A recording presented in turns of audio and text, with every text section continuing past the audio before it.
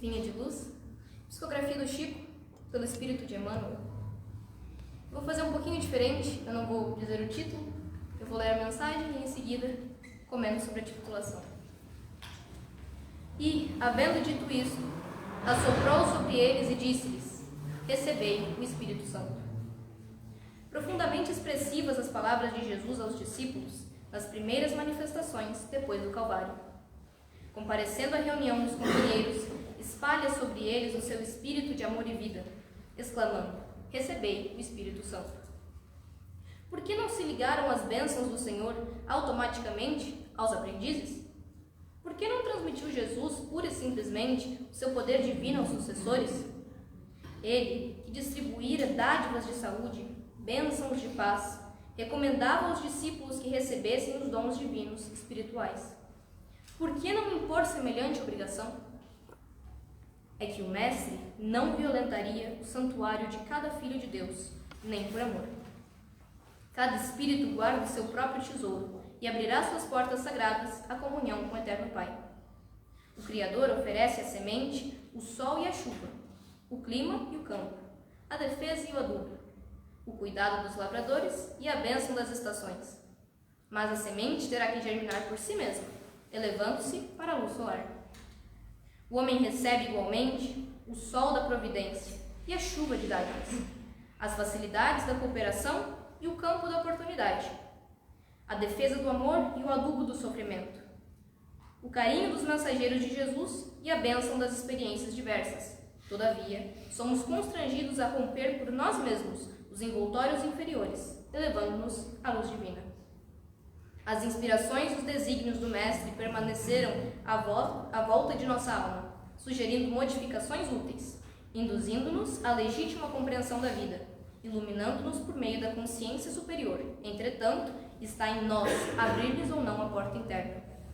Cessemos, pois, a guerra de nossas criações inferiores do passado e entreguemo-nos, cada dia, às realizações novas de Deus, instituídas a nosso favor, perseverando em receber, no caminho, os dons da renovação constante em Cristo para a vida eterna.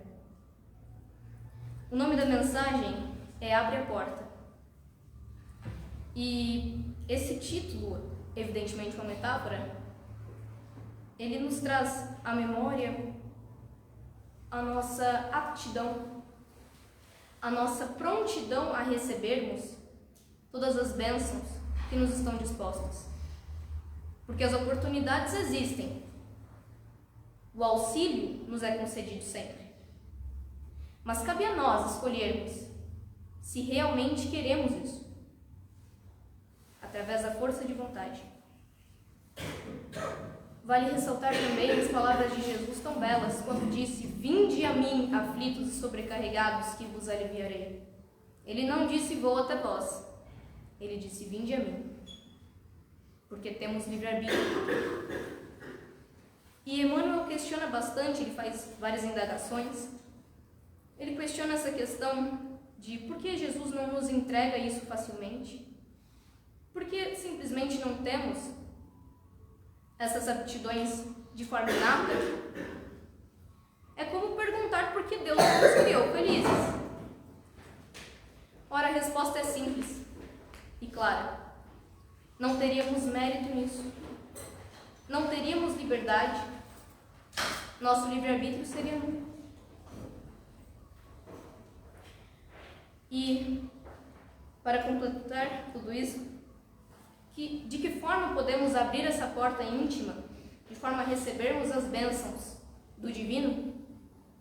Através da meditação e da prática do bem. No budismo, meditação significa observação, percepção. Em outras palavras, vigilância. Orai e vigiai. São as palavras do Mestre. Façamos isso diariamente.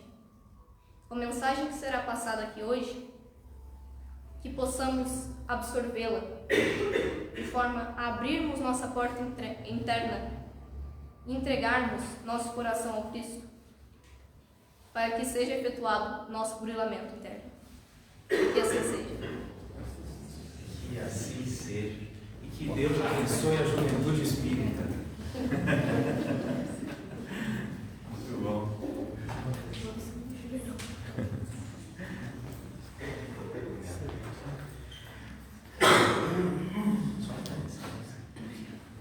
Pessoal, só queria agradecer então a presença da Sofia aqui conosco. Ela veio da Juventude Espírita do irmão Alexandre, não é isso? E aí veio nos presentear com essa mensagem maravilhosa.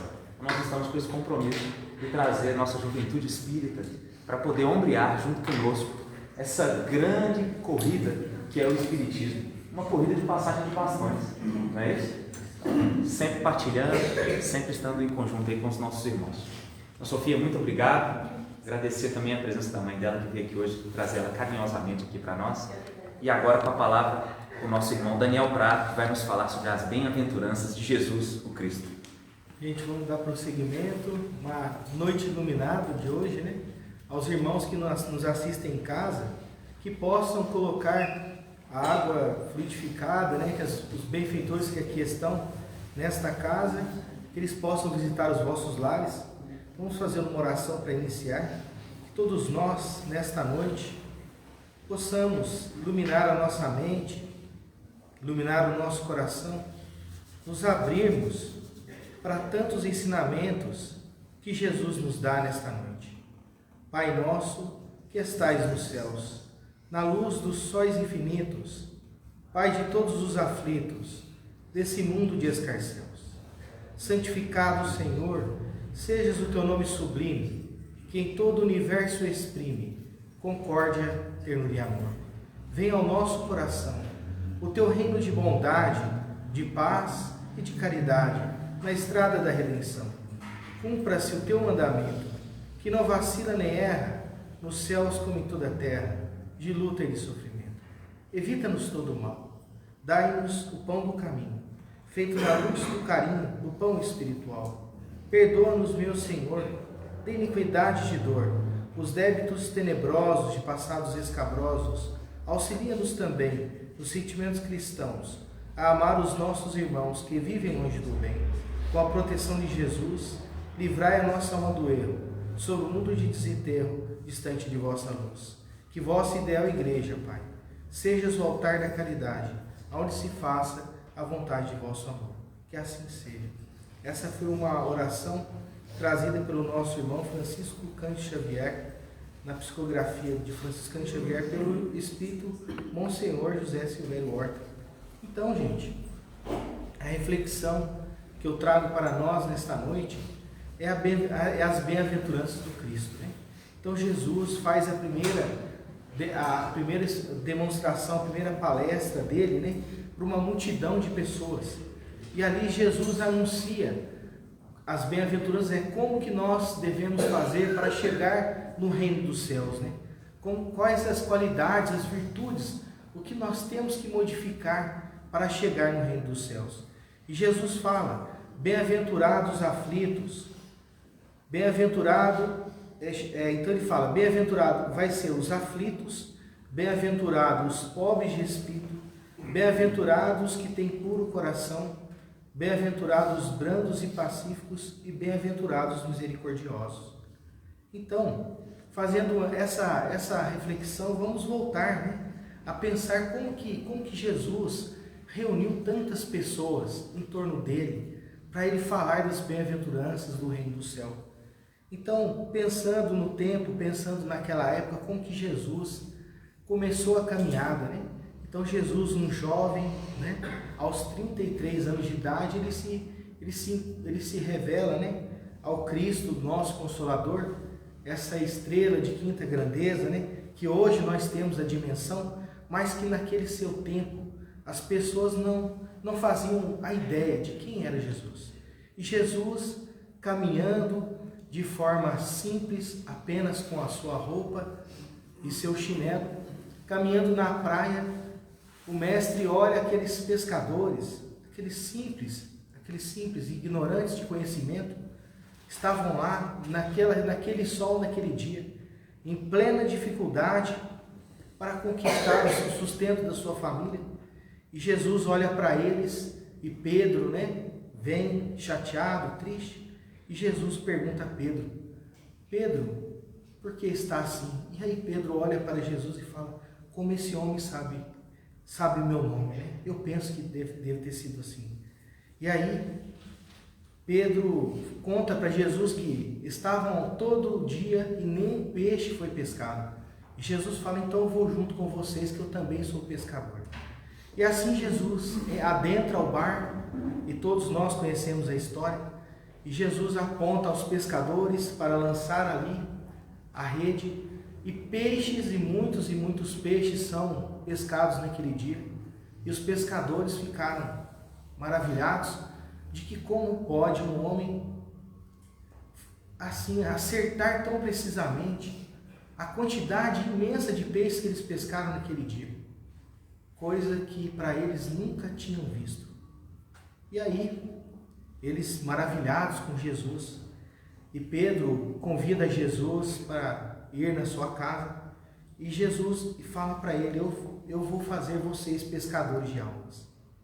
E assim Jesus começa, naquele momento, a formar os apóstolos dele, e assim Jesus vai percorrendo para Jerusalém, por aquelas regiões, e Jesus vai fazendo os primeiros sinais, vai fazendo os milagres, e pessoas que eram cegas, que não conseguiam enxergar, cegos, Jesus aproximava-se dele e perguntava para as pessoas que eram os aflitos da parte física, e Jesus perguntava, você tem fé, meu irmão?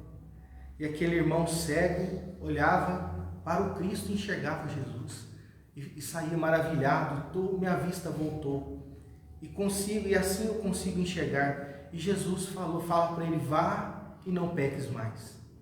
Que mensagem, o que será isso, né? Porque vá e não peques mais. E assim nós vamos começando a entender esse aprendizado do Cristo. Vá e não peques mais.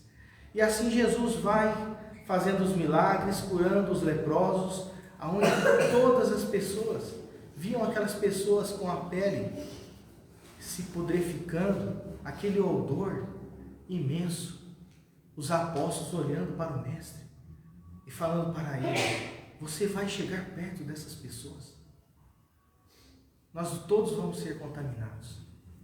Penso que era assim que eles pensavam. E Jesus, na sua imensa grandeza, aproxima-se daqueles leprosos, e ali os leprosos vão sendo curados, e os apóstolos estarrecidos. Como pode? Pessoas que estão com as peles pudrificadas, encontram-se com Cristo e saem curadas. E as notícias, penso que aquele tempo, essas notícias foram correndo para todos os lados, e Jesus começou a ficar sendo muito conhecido. E Jesus fala, eu vim para dar o testemunho da verdade, da vida. E Jesus falava para todos que aquele que o segue jamais andará nas trevas.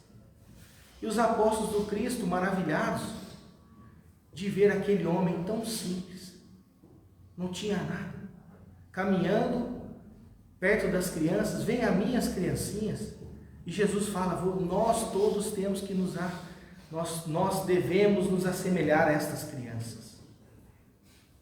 E aí Jesus continua dando os exemplos, até o ponto de pessoas, de uma pessoa, de um parente próximo estar desfalecido, morto, 3 dias depois, Jesus consegue falar para Lázaro, levanta Lázaro, venha ao meu encontro.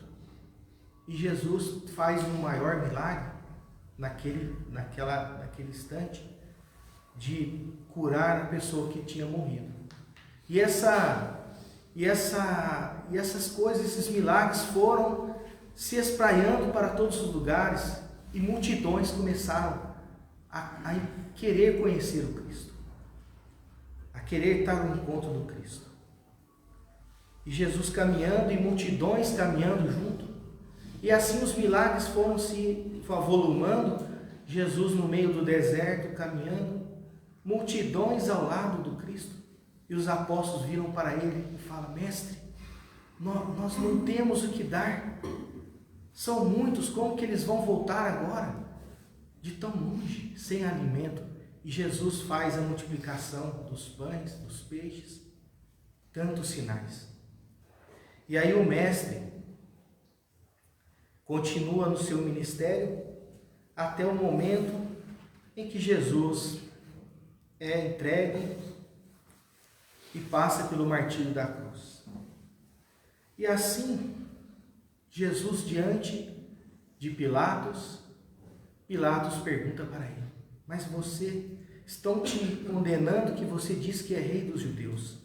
E Jesus vem e fala para ele: tu dizes que eu sou rei. Eu não sou o rei dos judeus. Se o meu reinado fosse aqui, não seria aqui, eu não seria entregue, meus ministros não iriam deixar.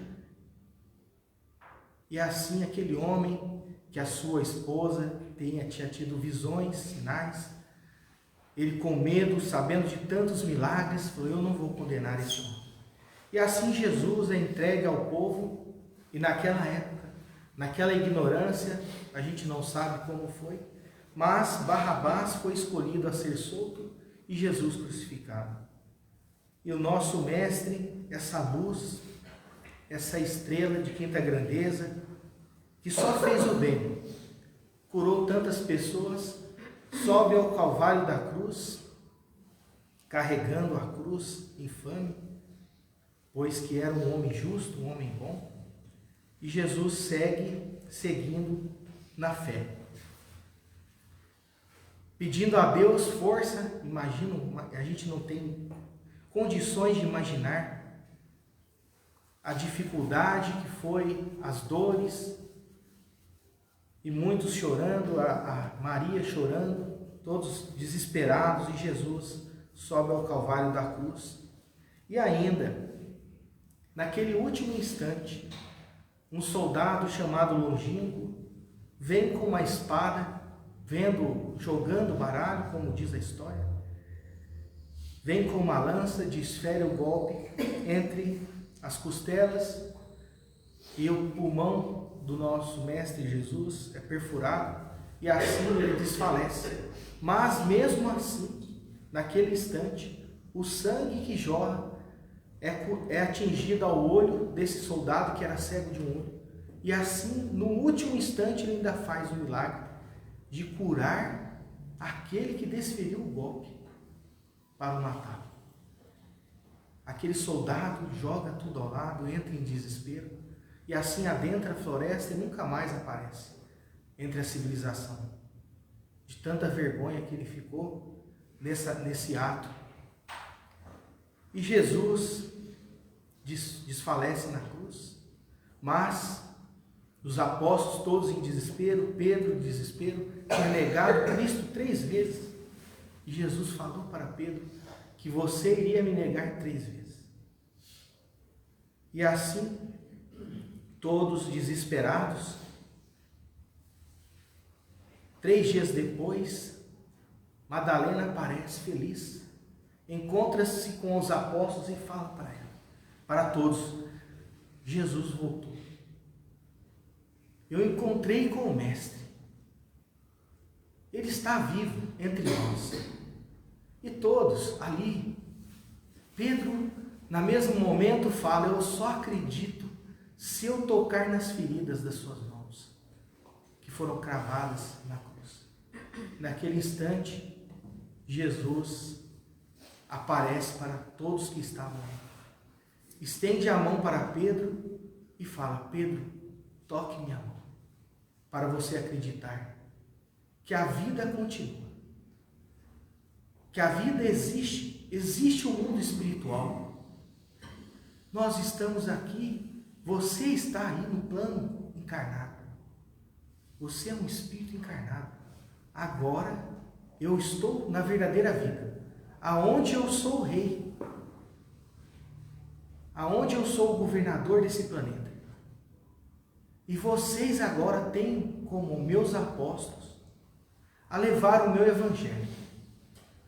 Vocês vão ter que levar as bem-aventuranças, mostrar o caminho que nós devemos passar. Bem-aventurados os aflitos, Jesus deve ter falado para eles, pois que eu passei por aflições sem a necessidade, mas muitos deverão passar pelas aflições da vida. Porque nós somos espíritos em evolução. Eles, né? Jesus era espírito puro, mas vocês são espíritos imperfeitos em evolução. Fizeram muitas coisas erradas, mas vão ter que passar por provações. Os cegos, alguns vão ter que nascer cegos, outros em uma encarnação vão ter que nascer paralíticos. Mas se vocês passarem pelas aflições da vida e lembrar que Deus, bendizer a Deus, não reclamar, agradecer por tudo que Deus ainda vos dá, nessa outra existência pode ser melhor. E assim Kardec nos ensina no Evangelho segundo o Espiritismo da Justiça, das aflições.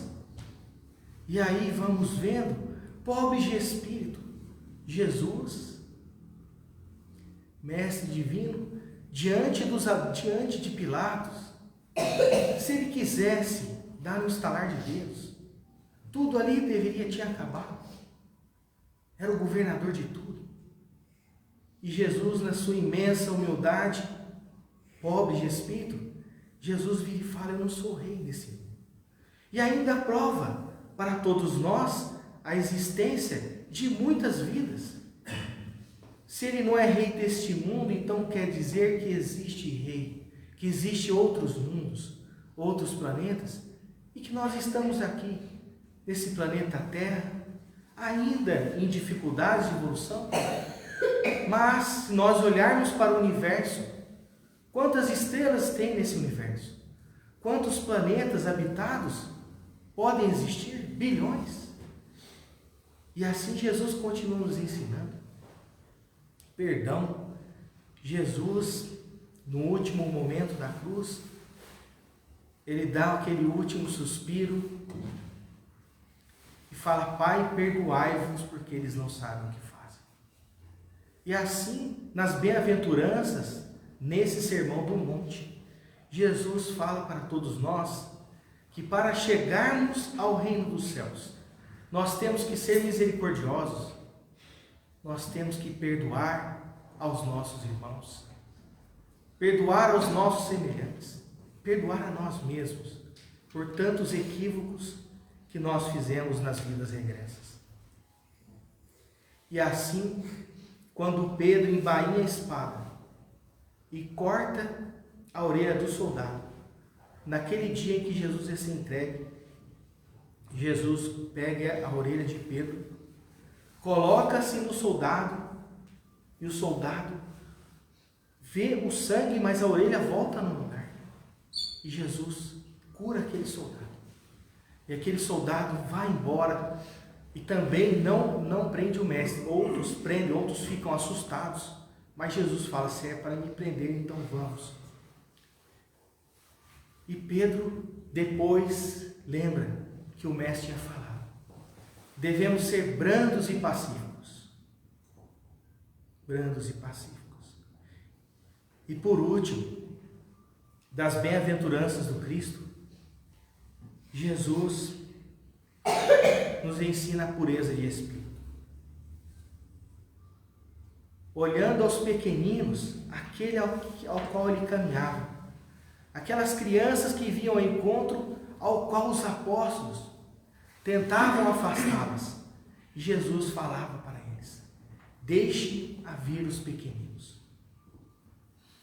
E assim Jesus dá aquele exemplo que o reino dos céus é para esses, os pequeninos, mas não para as crianças, mas os que têm a pureza de coração das crianças.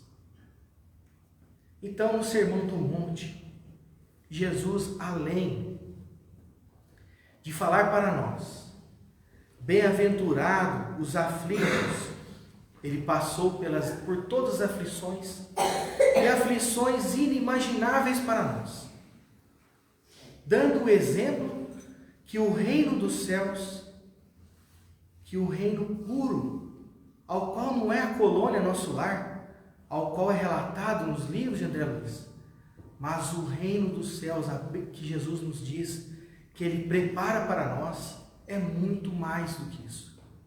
Nós não temos ainda a ideia do que é o mundo puro. ao qual Cristo veio. Então, os aflitos, que sabem passar pelas aflições da vida, são esses o reino dos céus. Aos pobres de espírito, bem-aventurado aqueles que são os humildes. Mesmo Jesus tendo toda a sabedoria, sabendo que era Cristo planetário, se ele quisesse, no estalar de Deus, ele desmaterializava ali e ia embora. Igual fez na multidão. No meio da multidão, quando foram o pegado, Jesus se desaparece da multidão e fala: não é chegada a minha hora. Pobre de espírito, humilde de coração. Então nós não devemos achar que nós sabemos tudo. Nós estamos ainda em aprendizado e estaremos em aprendizado eterno, porque o próprio mestre nos diz que bom mestre, quando disseram a ele diz para nós: bom é o nosso Deus que está nos céus.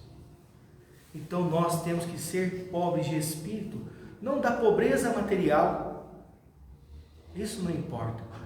O que importa é a pobreza, a humildade no coração. É igual o nosso mestre, governador planetário, que estava ali, com apenas um chinelo e uma túnica, curando os leprosos. Estava ali humilde. E aí temos o puro de coração, ao qual aquele que não pressente nenhum sentimento do mal. É aquele que só pensa coisas boas. Essa nós temos que nos exercitar muito. Porque se nós queremos estar ao lado do Cristo nesse mundo puro, nós temos que, como a nossa irmã disse agora há pouco, orar e vigiar e meditar a todo instante. Não deixar que um pensamento mundano ou ruim atrapalhe o nosso dia, atrapalhe a nossa caminhada. Controlar os nossos pensamentos. Bem-aventurados os brandos e pacíficos. Pedro embainhou a espada, Judas o entrega, como diz Humberto de Campos, nos relata que Judas já se redimiu, já reencarnou e já cumpriu o seu ministério. Mas Judas também não compreendeu que a libertação seria pela paz.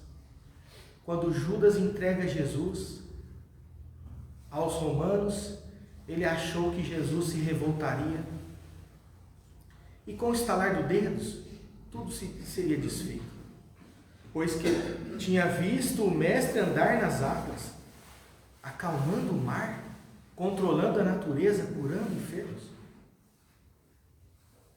Ele, se Jesus quisesse que não fosse pela paz, o seria. Mas ele diz que para chegar no reino dos céus tem que ser pela paz. Tem que ser pelo amor, a lei do amor, a lei da paz. E o mais importante é os misericordiosos. E Jesus fala para nós: bem-aventurados os misericordiosos, são aqueles que sabem perdoar. Por mais que nós sejamos injustiçados nesta terra, por mais que nós sejamos prejudicados, perdoemos. Pois que se nós queremos chegar no reino dos céus, será pelo perdão.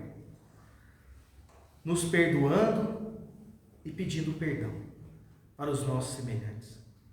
Como Jesus pediu perdão para nós. Mas como muitas religiões acreditam que o perdão do Cristo já nos deixou salvos. Mas não é isso. Quando Jesus diz o desfalecimento da cruz, ele fala para Deus: perdoai-vos, porque eles não sabem o que fazem. Deus nos perdoou, porém nós temos que seguir os caminhos do Cristo, ir ao encontro dele. E ir ao encontro do Cristo é modificar-se interiormente, é seguir as bem-aventuranças, essas bem-aventuranças que Jesus nos traz naquele dia ensolarado, aonde uma imensa multidão já o acompanhava. E por mais impressionante que seja, que naquele dia, pelaquela imensa multidão, naquele sermão do monte, todos conseguiram escutar o que Jesus falava. Pois que o Mestre era sim o enviado de Deus, o médium de Deus, aquele Espírito puro que estava, como ele diz, em contato com o Pai. E Jesus vem ao nosso encontro para nos dizer as bem-aventuranças, que é como devemos nos proceder para chegarmos nesse reino puro, aonde que ele nos espera. Vou fazer uma última leitura de uma mensagem para a gente encerrar esse estudo nessa noite de hoje, que todos nós possamos levar esta mensagem de Jesus, nos chamando para encontrar com Ele nesse mundo puro, nesse planeta, que provavelmente vai ser muito elevado, não vai ser esse planeta Terra, mas nesse mundo puro da onde Ele veio, ao qual lá só existe a bondade, só existe espíritos da mesma escola que o Cristo, mas que para nós chegarmos até lá, nós vamos ter que nos modificar e fazer essas bem-aventuranças que Jesus nos recomenda. Então, para encerrar, eu vou fazer uma leitura do Pai Nosso. Meimei nos traz, através da psicografia de Francisco Cândido Xavier, no livro Pai Nosso. Então, perdoa, né, que acho que é uma das partes, todas das bem-aventuranças, são modificações grandes que nós devemos fazer. Mas a misericórdia e o perdão é o que mais, eu acho que a gente tem mais dificuldade de perdoar os nossos semelhantes. Então, perdoar as nossas dívidas assim como perdoamos os nossos devedores. Quando pronunciamos as palavras, perdoa as nossas dívidas, assim como perdoamos os nossos devedores, não é apenas estamos à espera do benefício para o nosso coração e para a nossa consciência, mas estamos igualmente assumindo o compromisso de desculpar os que nos ofendem. Todos possuímos a tendência de observar com evasivas os grandes defeitos que existem em nós, reprovando, entretanto, sem exame, pequeninas faltas alheias. Por isto mesmo Jesus, em nos ensinando a orar, recomendou-nos a esquecer qualquer mágoa que alguém nos tenha causado. Se não oferecemos repouso à mente do próximo, como podemos aguardar descanso para os nossos pensamentos? Será justo conservar todo o pão em nossa casa, deixando a fome aniquilar a residência do vizinho? A paz é também alimento da alma. E se desejamos tranquilidade para nós, não nos esqueçamos do entendimento e da harmonia que devemos aos demais. Quando pedimos a tolerância do Pai Celeste em nosso favor, lembremos-nos também de ajudar aos outros com a nossa tolerância. Auxiliemos sempre. Se o Senhor pode suportar-nos e perdoar-nos, concede-nos constantemente novas e abençoadas oportunidades de retificação. Aprendamos igualmente a espalhar a compreensão e o amor em benefício dos que nos cercam. Uma boa noite a todos, aos irmãos que estão em casa. Que a paz desse iluminado Mestre Jesus esteja com todos nós nessa noite, nessa semana. Fiquem em paz.